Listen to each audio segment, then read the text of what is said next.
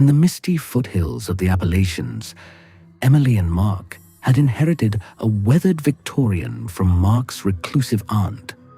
It was cheap, remote, and perfect for their growing family. Their 5-year-old daughter, Lily, claimed a sunny room at the end of the upstairs hall. The only odd thing was the tall, oval mirror in the corner, its frame carved with twisting vines that seemed to move when you weren't looking straight at them. The first night, Emily woke to soft giggling from Lily's room.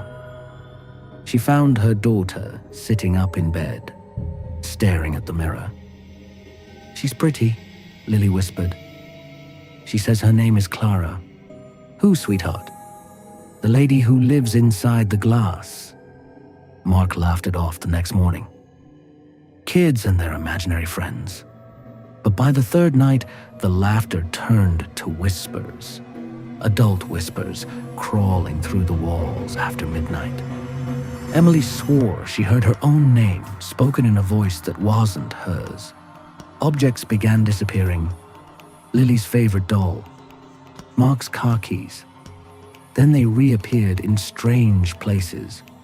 The doll hanging by its hair from the attic trapdoor, the keys arranged in a perfect circle on the kitchen table. One stormy afternoon, Mark found Lily standing inches from the mirror, her forehead pressed to the cold glass. Her reflection smiled while Lily's face remained blank. "She wants to play a game," Lily said in a flat tone. "She says I have to let her out so we can be best friends forever." That night, the power died. Candles flickered as footsteps, bare feet on wooden floors, moved down the hallway toward their bedroom. Emily clutched Mark's arm. The door creaked open by itself.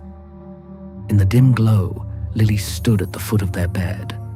But her eyes were wrong. Too dark, too old.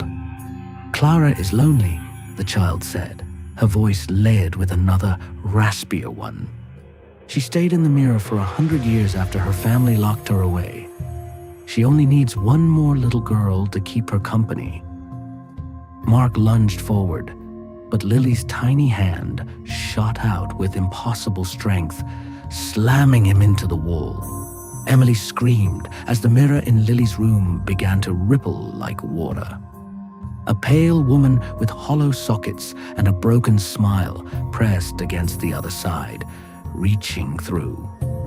Emily grabbed the iron poker from the fireplace and smashed the glass. Shards exploded outward. For one terrible second, the woman's face, Clara's face, hung in the air like smoke before dissolving into nothing. Silence fell. Lily collapsed, unconscious but breathing normally. The whispers stopped. The house felt empty. The next morning, they packed the car in silence. As Mark loaded the last bag, Emily glanced back at the shattered mirror still hanging crooked on the bedroom wall. Among the broken pieces, something reflected that shouldn't have been there. A small, pale hand pressed against the inside of one jagged fragment, waving goodbye. Lily, now buckled safely in her seat, smiled sweetly at her mother. "She says we can play again when we get home."